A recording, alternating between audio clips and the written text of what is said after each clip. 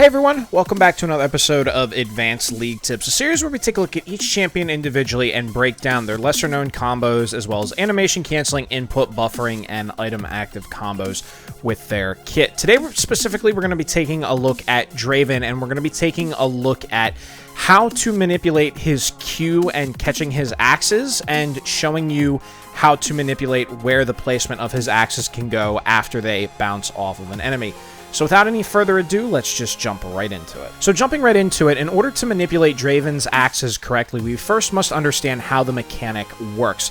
So here you can see with Draven's basic attack at range, you press Q and this activates one spinning axe. When he throws the spinning axe, it bounces off of the target into the air and creates a marker on the ground where it is going to land. And then what you do is issue a movement command, walk over to the marker, and grab the axe before it drops, and it'll keep that axe in that hand spinning. One thing to note is that if he keeps the pattern going, he can activate two axes and have two auto attacks worth of enhanced damage instead of the enhanced damage being every other auto attack from one axe spinning and one axe not. So now that we understand how Draven's Q mechanic works with needing to catch the axe and where the marker is on the ground that we have to stand in order to catch it, I want to get into how to manipulate this marker so that way we know where the axe is going to land every time, so that way we can keep the extra damage going. So the way that we manipulate Draven's axes has to do with an interaction between issuing a movement command and the time it takes Draven's axe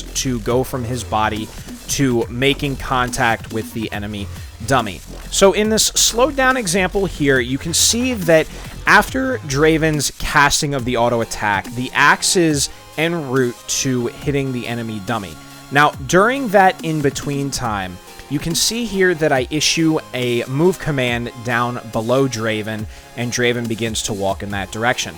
Well, after the axe makes a connection with the enemy, you can see that at the exact same place that I issued a movement command, a marker to catch Draven's axe now appears. And as you can see here in this following second example, following these same conditions of Draven beginning to throw his axe, issuing a movement command in between the time that Draven throws his axe and the axe connects, and then clicking upwards, you can see that just like before with this same movement command, a marker for Draven's axe appears. So essentially what is happening here is during a normal auto attack, the auto attack animation consumes the axe that Draven throws. However, when you press Q and begin spinning an axe, the game then switches functions and tells the axe to bounce backwards off of the target rather than consuming the animation.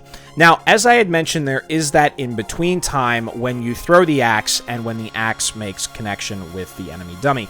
So, during that between time, what the game is then looking for is a movement command from your mouse cursor. And so, during that in-between time that the axe is thrown, when you issue a move command, there is an execution in the code telling the axe where to bounce to, and this is how you manipulate Draven's axes. So essentially the key here is a combination of timing and the movement command.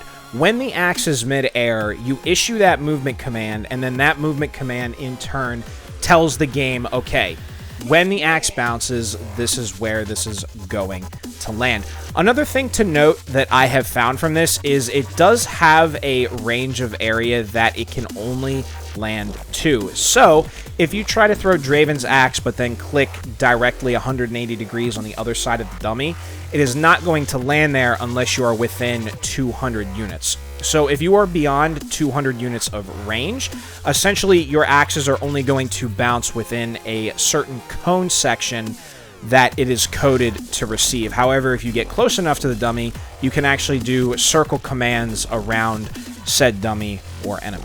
Well guys, that's all I have for you today. As with most experienced Draven players who have already figured out how to catch their axes, I'm sure this is a good refresher for you, but if you are a new Draven player looking to pick up Draven, here is the secret uncovered for you on how to manipulate his axes and get a good start at learning how to play this high skill cap ADC.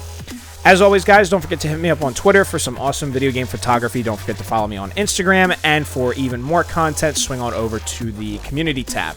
And like I had said, thank you very much for watching, guys, and we will see each other again tomorrow. Have a wonderful day.